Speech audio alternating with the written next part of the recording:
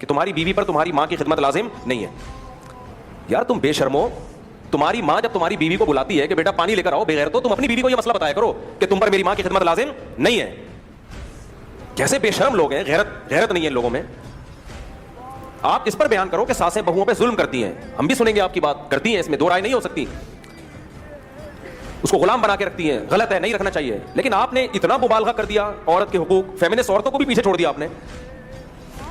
گھروں کا نظام کیسے چلے گا؟ ہمیشہ گھروں میں چھوٹے کس کی خدمت کرتے ہیں؟ بڑوں کی. یہ ہماری سوسائٹی کی خوبصورتی ہے. صحابہ میں بھی ایسا ہی ہوتا تھا. یہ کہتے صحابہ میں اس کی کوئی مثال نہیں ملتی. جابر بن عبداللہ رضی اللہ تعالیٰ عنہ نے نکاح کیا ایک عمر یافتہ عورت سے, صحیح بخاری کی حدیث ہے.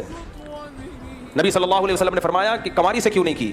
حضرت جابر نے کیا فرمایا, میری چھوٹی چھوٹی بہنیں ہیں, میں اگر کسی کم عمر لڑکی سے شادی کروں گا تو میری بہنوں کو سنبھالے گی کیسے؟ وہ میری ماں نہیں ہے, میری بہنوں کو کون, وہ تو خود اس کو مجھے سنبھالنا پڑے گا. تو میں نے ذرا میچور خاتون سے شادی کی ہے. اس سے پتہ چلتا ہے کہ نکاح کا ایک مقصد گھر سنبھالنا بھی ہوتا ہے. آپ حضرت جابر کو یہ بتاتے کہ آپ کی بیوی کا کام آپ کی بہنوں کو سنبھالنا نہیں ہے, ایک رکھ کے تھپڑ لگاتے ہو کہ تو اپنی سوسائٹی کو جا کے تباہ کر. ہمارا ایک خوبصورت گلشن ہے, خوبصورت بہار ہے, ریلیشن ہے. مرد کے دل میں جگہ ہی وہ عورت بناتی ہے جو عورت اس کے ماں باپ کی خدمت کرتی ہے. مرد کہتا ہے میری خدمت مت, اگر مرد کا بچہ ہوگا غیرت مند ہوگا, مجھے اگنور کر دے, میری ماں کا خیال کر. ہر آدمی اسکالر بن کے منجن بیچ رہا ہے. یہ ہمارے ملک میں بہت بڑی آفت ہے. جس کی جو فیلڈ نہیں ہے نا وہ اسی میں آگے نکل رہا ہے.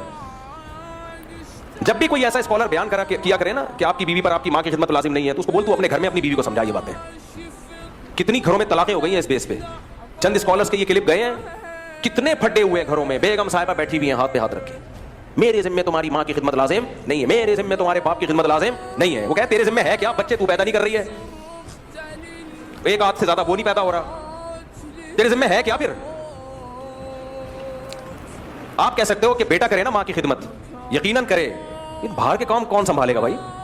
جب بیٹے کو موقع ملتا ہے, غیرت مند بیٹا بیوی کو پیچھے چھوڑ کے خود ماں کی خدمت کرتا ہے.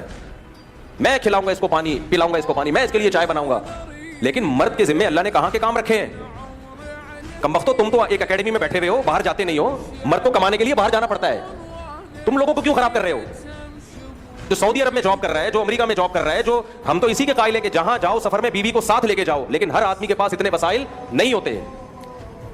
اصل حکم تو یہی ہے کہ ساتھ ہونی چاہیے تمہاری, لیکن ہر آدمی اتنا افورڈ نہیں کر سکتا. صحابہ میں بھی ایسا نہیں تھا, سب نہیں لے کے جاتے تھے.